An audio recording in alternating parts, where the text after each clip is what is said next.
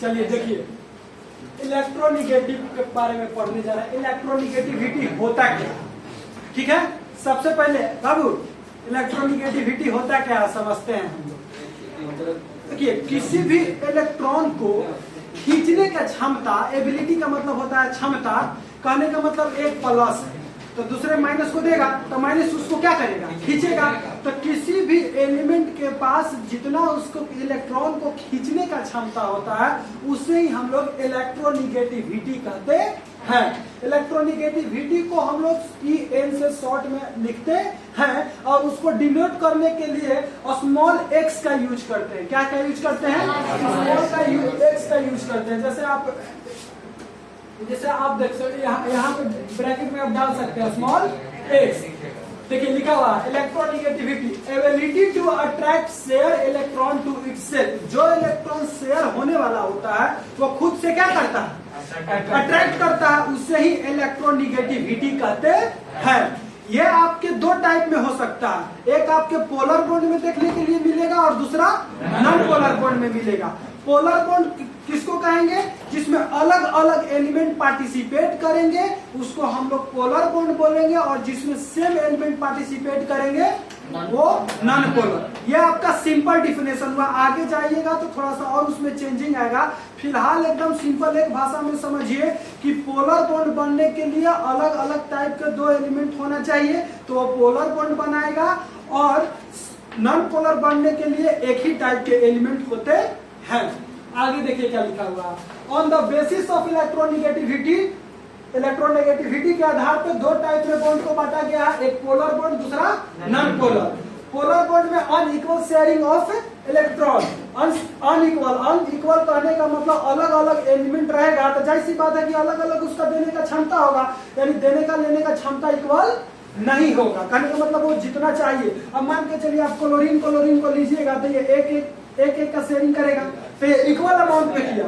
लेकिन अगर आप HCl के प्रेजेंस में आप देखिएगा तो इसका क्षमता अलग और इसका क्षमता अलग, तो इसको हम लोग बोलते हैं अनइक्वल शेयरिंग ऑफ इलेक्ट्रॉन। इसमें इलेक्ट्रॉन का जो शेयरिंग होगा वो अनइक्वल होगा। अनइक्वल होने का मतलब है कि एक इलेक्ट्रॉन तो शेयर हुआ लेकिन बाकी और तो लोन पेयर में बचा रह गया। इसका अलग इलेक्ट्रोनिगेटिविटी का क्षमता होगा और इसका अलग इलेक्ट्रोनिगेटिविटी का क्षमता होगा। आगे देखिए, लिखता है नोट, हैविंग इलेक्ट्रोनिगेटिव डिफरेंस, कहने का मतलब पोलर बॉन्ड में दो एलिमेंट रहेगा तो दोनों का अलग अलग इलेक्ट्रोनिगेटिविटी का वैल्यू होगा।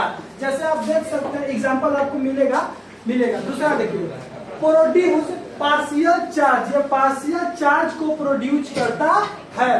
कहने का मतलब देखिए एक Cl बना तो इस पे प्लस डेल्टा तो इस पे माइनस डेल्टा। पार्शियल का मतलब आधा कहने का मतलब टोटल, अगर सपोज डेट इसके पास एक चार्ज है, टोटल कितना कूलम चार्ज है, एक कूलम सपोज डेट चार्ज है तो यहाँ हाफ जाएगा और यहाँ भी हाफ जाएगा।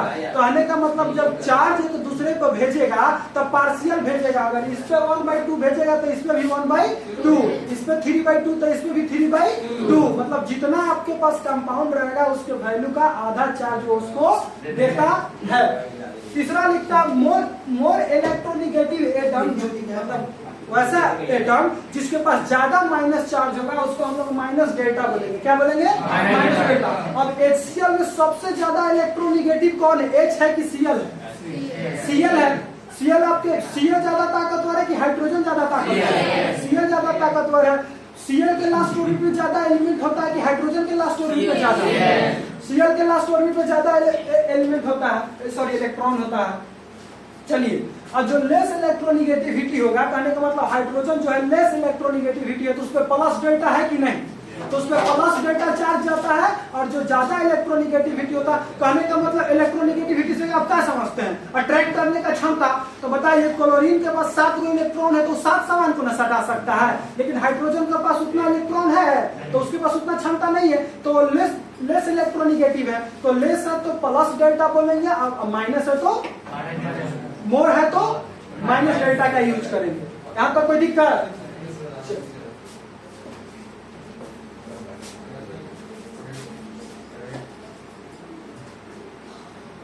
देखिए लिखा हुआ unequal sharing, unequal electron sharing due to electronegative difference. Unequal electron का मतलब कम बेसी इलेक्ट्रॉन का शेयरिंग इसलिए होता है क्योंकि दोनों, अगर दो एलिमेंट सट रहा है तो दोनों का क्षमता जो है, कैपेसिटी जो है अलग अलग, क्या है, अलग अलग। जैसे कि आप देख सकते हैं कि H डेल्टा, ये डेल्टा,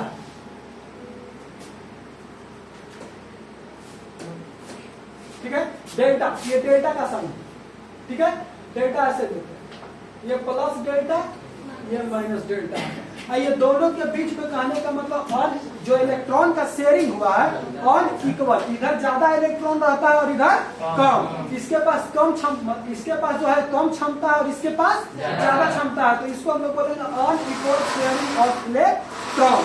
और इस कंडीशन में जो बॉन्ड बनता है उसको पोलर कोवैलेंट बॉन्ड बोलते हैं। यहाँ तक किसी को कोई कष्ट, और पोलर नॉन पोलर में किसी को कोई दिक्कत? चलिए फिर से समझा देते हैं। इलेक्ट्रोनिगेटिविटी का मतलब होता है इलेक्ट्रॉन को खींचने का क्षमता।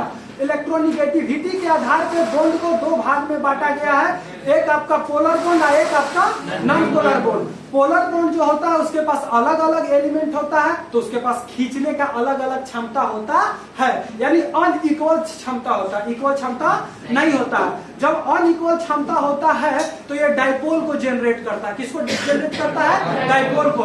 एक पे प्लस डेल्टा और दूसरे पे माइनस डेल्टा, ठीक है। जो कम रिएक्टिव है उस पे प्लस डेल्टा, कौन सा डेल्टा? Plus delta. और जो ज्यादा रिएक्टिव है उस पे माइनस डेल्टा। कहने का मतलब जो कम खींच सकता है, मान के चलिए हाइड्रोजन के लास्ट यूनिट पे एगो इलेक्ट्रॉन है तो एक ही को ना खींच सकता है, लेकिन क्लोरीन के पास 7 इलेक्ट्रॉन है तो कितना को खींच सकता है? 7 को। क्योंकि ऑक्टेट रूल को भी फेल करने के बाद हम लोग थ्योरी तो पढ़िए लिए, वेस्पर थ्योरी इसके बाद पढ़वे करेंगे तो और क्लियर हो जाएगा कि वेस्पर थ्योरी किस किस चीज को डिफाइन करने के लिए आया था, वो अपने आप लोग का क्लियर हो जाएगा, उसके लिए टेंशन नहीं लेना, ठीक है। तो ये आपका कौन सा बॉन्ड बोला? Polar covalent bond. Polar covalent bond में जो है चार्ज जनरेट लेता है। क्या जनरेट लेता है? चार्ज। एगो प्लस और एगो माइनस, दो गो है डाई और बीच में है तब पोल, डाई पोल। इसीलिए इसमें डाइपोल मोमेंट अप्लाइड होता है। इसमें डाइपोल मोमेंट लगता है जबकि नॉन पोलर में डाइपोल नहीं लगता। वो सेम एलिमेंट के बीच में होता है तो दोनों का लेन देन करने का क्षमता क्या होता है? बराबर होता है। और आपका पोलर बॉन्ड में दोनों को लेन देन करने का क्षमता बराबर नहीं होता। कोई दिक्कत?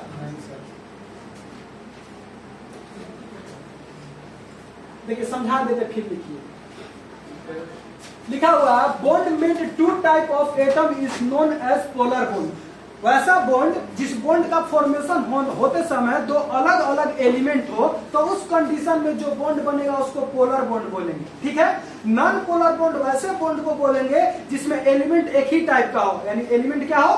सेम हो। Chlorine chlorine, bromine bromine, iodine iodine, oxygen oxygen, जो भी एलिमेंट होगा वो एलिमेंट क्या होगा? सेम होगा। जब सेम होगा तो उसके पास दोनों का पावर क्या होगा? सेम होगा। और इलेक्ट्रोनिगेटिव डिफरेंस निकालिएगा। कहने का मतलब आपके पास ऑक्सीजन है, मान के चलिए आपके पास ऑक्सीजन, ठीक है, इसके पास भी मान के चलिए थ्री इसका है इलेक्ट्रोनिगेटिविटी के क्षमता, इसका भी। तो इलेक्ट्रोनिगेटिविटी का जो क्षमता है दोनों का क्या है? सेम। तो वैल्यू को पता करने के लिए कि ये लेगा कि देगा, उसको पता करने के लिए हम लोग डिफरेंस निकालते हैं। क्या करते हैं? डिफरेंस, मतलब घटाते हैं और एक दूसरे में से घटाएंगे तो रिजल्ट क्या आ गया? 0। तो रिजल्ट 0 आ गया तो ये दूसरे एलिमेंट के साथ पॉसिबल नहीं है सटना इसको, जब इसके पास कुछ है ही नहीं तो दूसरे के साथ क्या? तो ये खुद सेम एलिमेंट होता है और सेम एलिमेंट जो होता है नॉन पोलर बॉन्ड को बनाता है और इसमें डाइपोल जनरेट नहीं होता है क्योंकि दोनों चार्ज सेम होता है। डायरेक्शन में अपोजिट, मान के चलिए इसको प्लस डेल्टा सपोज डेट बोलते हैं, इसको माइनस डेल्टा बोलते हैं, तो क्या होगा? 0। डाइपोल होगा तो कुछ वैल्यू होना चाहिए ना, डाइपोल जनरेट लेने के लिए कुछ अपना वैल्यू होना चाहिए। कुछ अगर वैल्यू नहीं आता है तो डाइपोल उसमें अप्लाई नहीं होता है, यानी पोलर बॉन्ड में डाइपोल अप्लाई होता है और नॉन पोलर बॉन्ड में डाइपोल अप्लाई नहीं होता। यहां तक क्लियर हो गया? और आपको आगे बढ़ना, आपका लिखा हुआ है यहाँ पे, ये दोनों हो गया आपका। चलिए एग्जांपल भी आपका देखिए दिया हुआ है नॉन पोलर में। आपको पोलर में दिया HCl, HBr, MgCl2, अलग अलग टाइप का एलिमेंट ले लीजिए। जबकि आप नॉन पोलर में देख सकते हैं N2, O2, F2, Cl2, Br2, I2, etc etcetera. देखिए हाइड्रोकार्बन आर पोलर और नॉन पोलर। हाइड्रोकार्बन जिसमें हाइड्रोजन और कार्बन मिलकर जो बॉन्ड बनता है उसे हाइड्रोकार्बन कहते हैं। क्या कहते हैं बाबू? हाइड्रोकार्बन। वैसा बॉन्ड जिसमें हाइड्रोजन और कार्बन ही सिर्फ और सिर्फ प्रेजेंट हो, उस टाइम जो बॉन्ड बनता है उसको हाइड्रोकार्बन वाला बॉन्ड कहते हैं। क्या कहते हैं? हाइड्रोकार्बन। हाइड्रोकार्बन में हम लोग को चेक करना है कि वो पोलर है कि नॉन पोलर है। ठीक है, चलिए तो आगे हम लोग देखते हैं। लिखता है molecule made up of only one carbon and hydrogen. आपका लिख दिया है कि हाइड्रोकार्बन होने के लिए एक कार्बन और एक हाइड्रोजन सपोजिट है। यानी कार्बन, सिंपल भाषा में कार्बन और हाइड्रोजन जब एक साथ मिलता है तो किसका निर्माण करता है? हाइड्रोकार्बन का निर्माण करता है। हाइड्रो मतलब हाइड्रोजन और कार्बन तो आपके पास है ही, और जब ये दोनों मिलता है तो किसका निर्माण करता है? हाइड्रोकार्बन। यानी हाइड्रोकार्बन जब बनता है और हाइड्रोकार्बन उसका नाम दिया जाता है तो कार्बन और हाइड्रोजन के अलावा कोई दूसरा एलिमेंट नहीं होता। देखिए और आपको अच्छा से क्लियर हो जाए। यहाँ पे लिखा हुआ है CH4 C2H6 C3H8। जिस बच्चे का नोमेनक्लेचर छूटा हुआ है, शुरुआत होगा तो बुला लेनी, टेंशन नहीं लेना। फिलहाल समझिए, ये कार्बन है बाबू, ये आपका क्या है?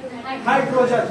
तो यहाँ पे कार्बन का जो होता है इलेक्ट्रोनिगेटिविटी का प्रैक्टिकल वैल्यू यहाँ लिखा हुआ है 2.5 और इसका प्रैक्टिकल वैल्यू 2.1। इलेक्ट्रोनिगेटिविटी को चेक करने के लिए इलेक्ट्रोनिगेटिविटी डिफरेंस निकालते हैं। क्या निकालते हैं बाबू? कहने का मतलब बड़ा वाला में से छोटा वाला को क्या करते हैं? घटा देंगे। बाबू अगर तुम 2.5 में से 2.1 को घटाओगे तो क्या आया? 0.4 और तुमको 0.4, तो ये आपका इलेक्ट्रोनिगेटिविटी जो है तो 0.4 जो है 0.5 से जैसी बात है छोटा है। कहने का मतलब नॉन पोलर होने के लिए कम से कम वैल्यू जो होना चाहिए 0.5 होना चाहिए, उससे बड़ा होना चाहिए। ठीक है, कम से कम कैसा वैल्यू होना चाहिए इलेक्ट्रोनिगेटिविटी का? कहने का मतलब देखिए यहाँ डेल्टा इलेक्ट्रोनिगेटिविटी लिखा हुआ है।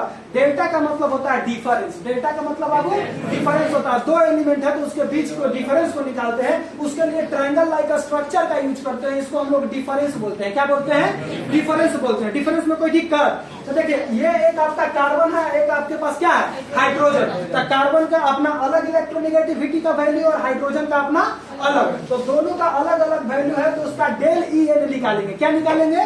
डेल EN मतलब इलेक्ट्रोनिगेटिविटी डिफरेंस। बड़ा वाला में से छोटा वाला को घटा देंगे, वैल्यू क्या आ गया? 0.4 आपका वैल्यू आ गया। और कम से कम कितना वैल्यू होना चाहिए? 0.5। अगर बाबू 0.5 से अगर इसका वैल्यू बड़ा हो जाता सपोज डेट, तो उस कंडीशन में वो पोलर बॉन्ड बनाता। क्या बनाता? Polar bond. लेकिन इसका वैल्यू 0.5 से कम है तो ये कौन बॉन्ड बनाएगा?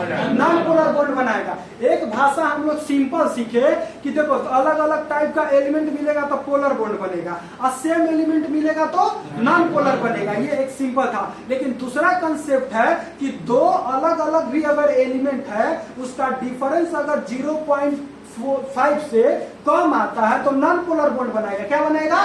Non polar. उसका अगर डिफरेंस 0.5 से ज्यादा आता है, किससे ज्यादा?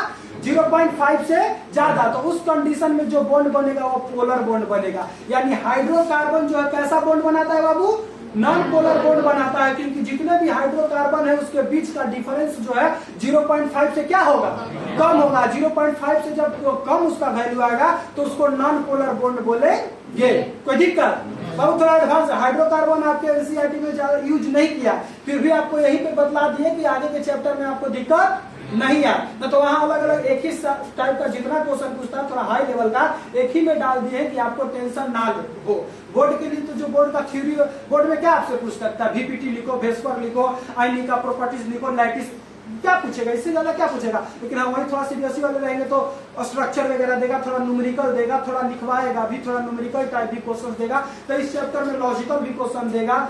तो ये बिहार बोर्ड अगर एग्जाम में बैठते हैं तो न्यूमेरिकल का नाम निशान भी नहीं होता है। आप अगर अपने बोर्ड में 11th का एग्जाम देने के लिए बैठते हैं तो आपको तो न्यूमेरिकल अगर सपोज डेट कम भी आता है तो आपको थ्योरी पे कमांड अच्छा वाला होना चाहिए, तब आप 100/100 ला सकते हैं, अन्यथा नहीं ला सकते। आपको न्यूमेरिकल अगर 0 भी आता है डजंट टेक मैटर, लेकिन आप अगर बोर्ड में टॉप भी करना चाहते हैं तो सिर्फ और सिर्फ आपको ज्यादा से ज्यादा कमांड अगर होना चाहिए तो कमांड आपको थ्योरी पे होना चाहिए। न्यूमेरिकल थोड़ा बहुत पूछता है और बिहार बोर्ड में ऑप्शन बहुत ज्यादा है। 60 को क्वेश्चन में 50 को बनाना है, 10 को न्यूमेरिकल वाला छोड़ देंगे, 50 को बना लेंगे। लेकिन थ्योरी पर अच्छा खासा कमांड होना चाहिए। सीबीएसई वाले को हर टाइप का क्वेश्चंस को देखना है, उसको एनसीईआरटी भी देखना है, थोड़ा साइड से भी बनाना पड़ेगा, खाली एनसीईआरटी बनाने से तो होगा भी नहीं, उसको थोड़ा घुमा देता तो हर एक टाइप के क्वेश्चन से उसको गुजरना होगा, तो बनवाएंगे ही बनवाएंगे, उसके लिए क्या। यहाँ तक क्लियर हुआ? ठीक है बाबू। देखो CO2 के बारे में अगर देखा जाए, अगर बाबू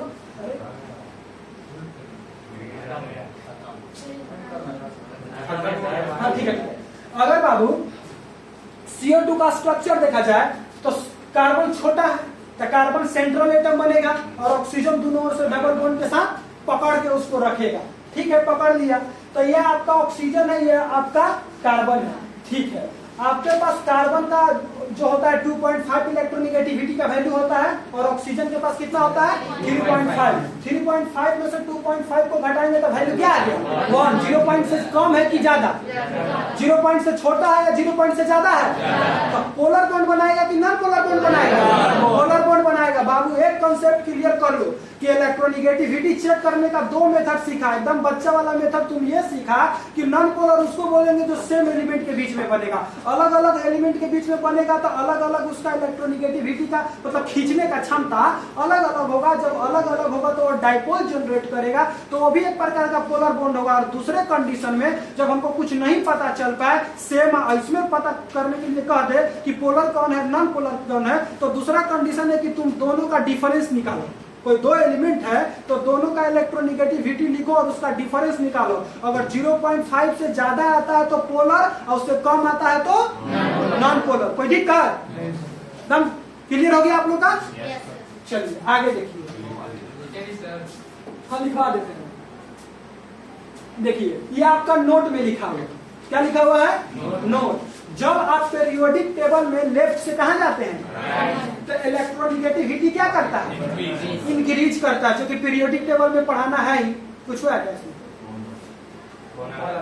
फ्लाइट मोड में नहीं डाले। चलिए, इलेक्ट्रोनिगेटिविटी आपको अगर पीरियोडिक टेबल में चेक करना है तो आप कैसे चेक कर सकते हैं? Left to right, periodic table में लेफ्ट टू राइट जाइएगा तो आपको पता चल जाएगा इंक्रीज करेगा। क्या करेगा? इंक्रीज करेगा। ठीक है ना, पढ़ा देता है।